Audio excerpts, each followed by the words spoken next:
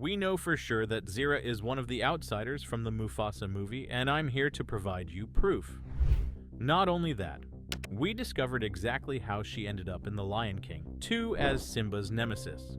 So stay tuned till the end to find out all the details. If you've watched The Lion King 2, you've probably wondered, where did Zira actually come from?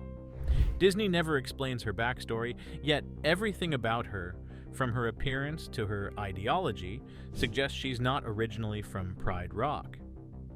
After watching the new Mufasa movie, I discovered a connection that changes everything we thought we knew about her character. Let's first examine what makes Zira and her followers so visually distinct.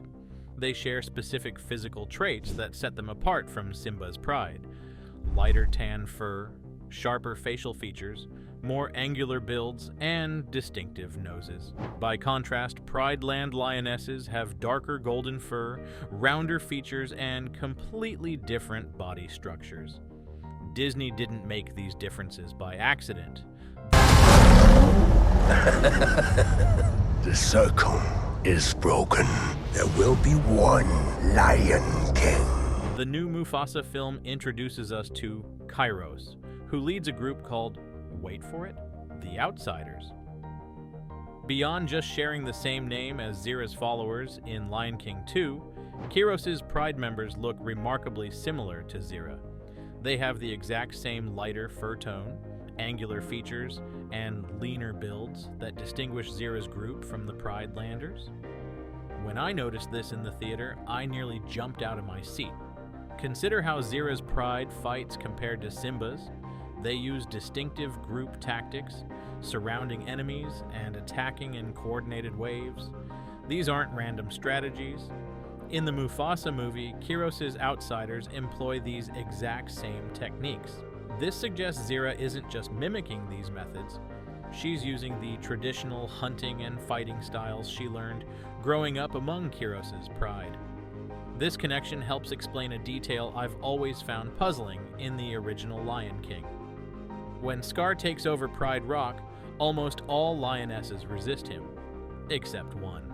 There's a lighter-colored lioness in the background who seems more accepting of his rule. Watching frame by frame, her coloration and build match perfectly with Zira. I believe this was her, already in the Pride Lands before Scar's takeover. The Mufasa movie provides a compelling answer. We learn that Taka, Scar's birth name, had significant interactions with Kiros's outsiders during his youth.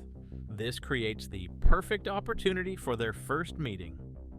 Imagine young Zira encountering Taka during these early interactions between the prides. Their connection wouldn't just be political, it would be a relationship formed in their formative years, explaining Zira's unwavering loyalty decades later. This long-term connection transforms our understanding of their relationship. Zira's devotion wasn't based solely on Scar's brief reign. It was built on a lifetime of shared history and ideological alignment. Perhaps she even helped develop his coup plans, offering insights from her outsider upbringing about how to seize and maintain power. This theory also solves another mystery from the films. How did Zira survive the hyena attack that supposedly killed Scar?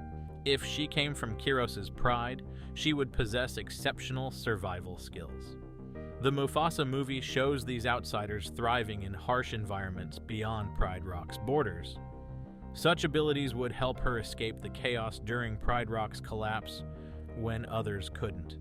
Zira's parenting approach provides further evidence of her outsider origins. Notice how differently she raises her cubs compared to Simba's methods with Kiara. Her harsh training regimen, emphasis on strength, and strict hierarchical family structure perfectly match what we see of Kiros's Pride culture in the Mufasa film. Her treatment of Nuka is particularly telling, constantly belittling him for his perceived weakness. This behavior reflects the core philosophy of Kiros's outsiders, where status is determined by strength and combat prowess. She's not being arbitrarily cruel. She's applying the cultural values she was raised with. The ideological similarities are perhaps the most convincing evidence.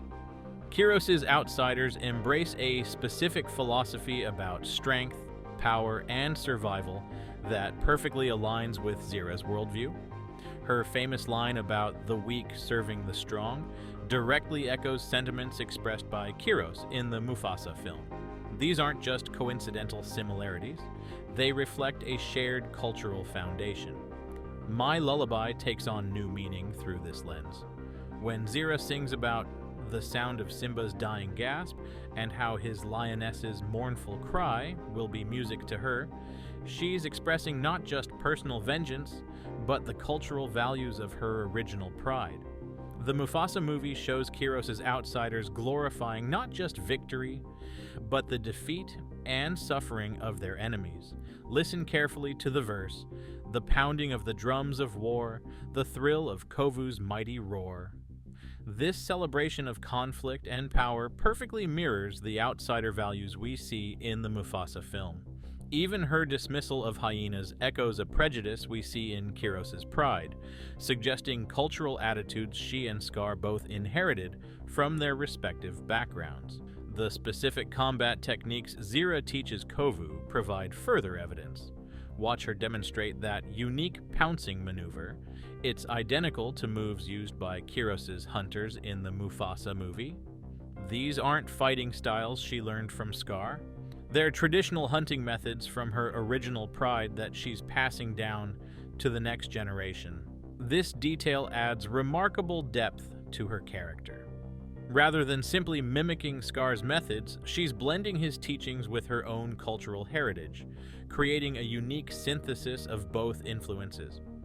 The theme of exile creates another fascinating parallel.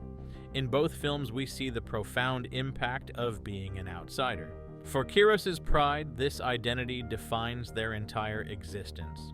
When Simba banishes Zira after Scar's death, what he views as punishment may actually represent a return to her roots. This would explain her remarkable adaptation to life in the Outlands. While Pridelanders would struggle in such harsh conditions, Zira thrives, quickly establishing a functioning pride. She isn't just surviving exile, she's returning to the type of environment she grew up in, equipped with generations of cultural knowledge about how to flourish there. Vitani's pivotal decision to defy Zira gains new significance with this theory. Unlike her mother, Vitani was likely born after Zira joined the Pride Lands. She never experienced life with Kiros's original outsiders. Without that deep cultural conditioning that shaped Zira's worldview, Vitani could more easily recognize the truth in Kiara's message about unity. This generational difference explains why Vitani could break free from the cycle of hatred while Zira remained trapped in it.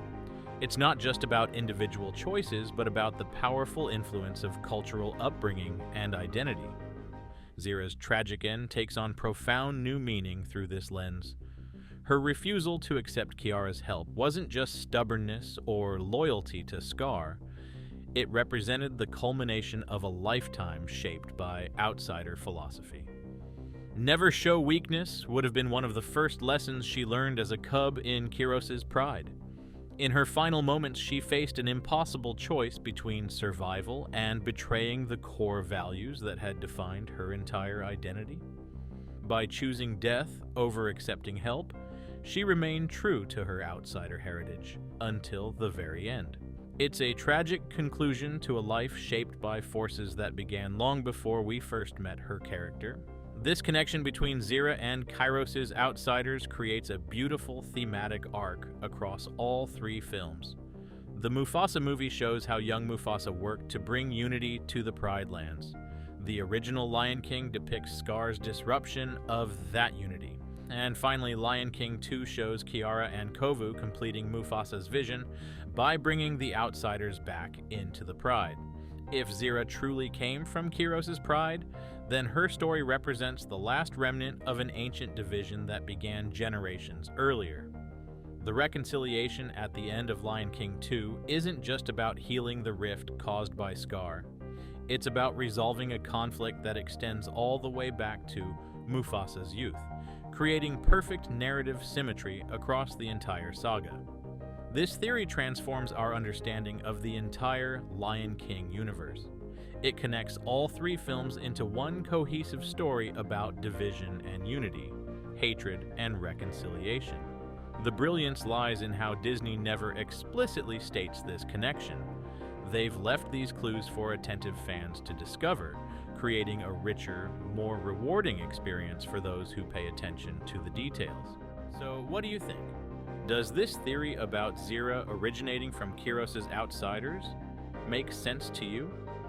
Did you notice other connections between the Mufasa movie and Zira's character that I missed? Comment below with your thoughts and any additional evidence you've spotted. And don't forget to hit subscribe for more Lion King revelations that Disney doesn't want you to miss.